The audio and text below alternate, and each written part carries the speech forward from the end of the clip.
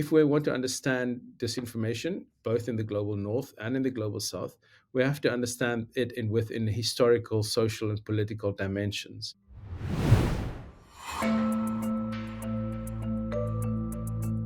My name is Herman Wasserman. I'm a professor of journalism at Stellenbosch University in South Africa, and I conduct research on information disorder and disinformation in the global south. Our research shows that most of this work is focused on the global north, and there's a clear asymmetry in knowledge production on the topic. So we don't yet know enough about what is going on in the global south, and from what we know, there is also enough evidence to say that actually the global south has a longer history of these type of political disinformation and other aspects that the global north can actually learn from. So, if we look at countries in the global south, they all share an experience of colonialism, for instance. They also share an experience of being marginalized in the global system.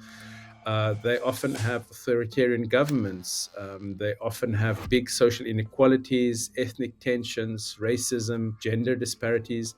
And these things are also present in the global north, but they have been in the global south very pronounced, and they have been around for a long time.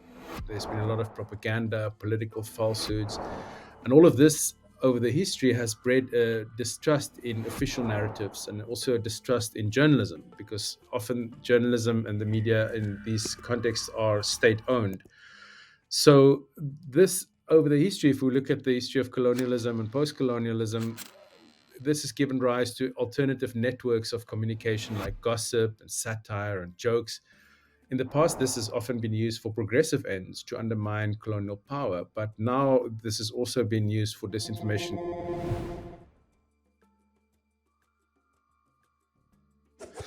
Another aspect that we see in the global south is a big reliance on messaging networks such as WhatsApp, to some extent Telegram. And this is something that is also particularly strong in the global south. We have done research on WhatsApp, for instance, in places like India, Latin America, and Africa. A lot of hate speech circulates on WhatsApp because it is more difficult to regulate and more difficult to access and get entry to it. Yet at the same time, it is a major platform for people in the south. Yes, Russian disinformation is definitely present. So is Chinese disinformation, not only disinformation, but soft power, propaganda, etc. Especially in the case of China, that's been around for quite a number of years already. The question, however, is what is the impact? And that again is difficult to assess. So Russia was supportive of liberation movements in Africa. They now draw on that historical loyalty. Um, there is a long-standing distrust of the West, and they're going back all the way to colonialism.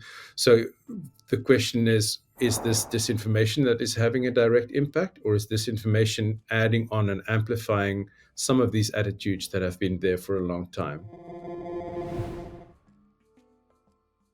Only then, when we understand the context well, can we design better responses. There are many organizations in the South working in the areas of fact checking, media literacy, policy and regulation.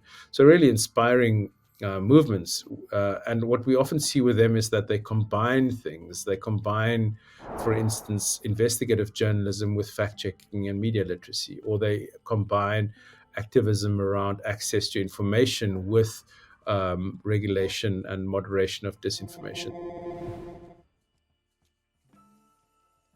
The problem is very intricate and it has very different dimensions, and one has to address this holistically.